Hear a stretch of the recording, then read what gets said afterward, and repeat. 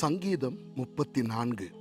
தாவீது அபிமெலேக்குக்கு முன்பாக வேஷம் மாறின போது அவனால் துரத்தி விடப்படுகையில் பாடின சங்கீதம்.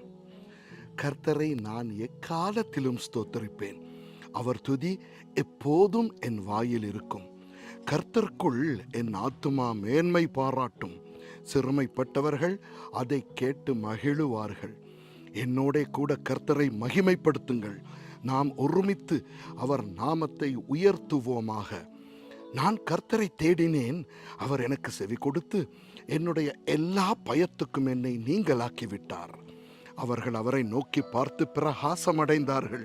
அவர்கள் முகங்கள் வெட்கப்படவில்லை.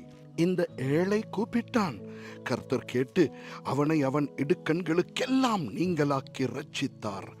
கர்த்தருடைய தூதன் அவருக்கு பயந்தவர்களை சூழ பாளையம் இறங்கி அவர்களை விடுவிக்கிறார்.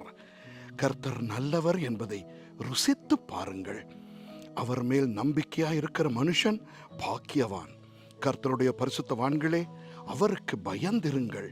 அவருக்கு பயந்தவர்களுக்கு குறைவில்லை. சிங்கக்குட்டிகள் தாழ்ச்சி அடைந்து பட்டினியாயிருக்கும். கர்த்தரை தேடுகிறவர்களுக்கோ ஒரு நன்மையும் குறைவுபடாது.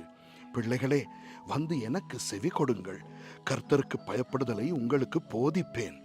நன்மையை காணும்படி ஜீவனை விரும்பி நீடித்த நாட்களை அபேட்சிக்கிற மனுஷன் யார்?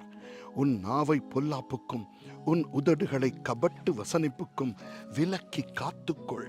தீமையை விட்டு விலகி நன்மை செய். சமாதானத்தை தேடி அதை தொடர்ந்து கொள். கர்த்தருடைய கண்கள் நீதிமான்கள் மேல் நோக்கமாயிருக்கிறது. அவருடைய செவிகள் அவர்கள் கூப்பிடுதலுக்கு திறந்திருக்கிறது. தீமை செய்கிறவர்களுடைய பேரை பூமியில் இராமல் அற்றுப்போக பண்ண கர்த்தருடைய முகம் அவர்களுக்கு விரோதமாயிருக்கிறது. நீதிமான்கள் கூப்பிடும் போது கர்த்தர் கேட்டு அவர்களை அவர்களுடைய எல்லா உபத்திரவங்களுக்கும் நீங்களாக்கி விடுகிறார். நொறுங்குண்ட இருதயம் உள்ளவர்களுக்கு கர்த்தர் சமீபமாயிருந்து நறுங்குண்ட ஆவியுள்ளவர்களை ரட்சிக்கிறார். நீதிமானுக்கு வரும் துன்பங்கள் அநேகமாயிருக்கும். கர்த்தர் அவைகள் எல்லாவற்றிலும் நின்று அவனை விடுவிப்பார்.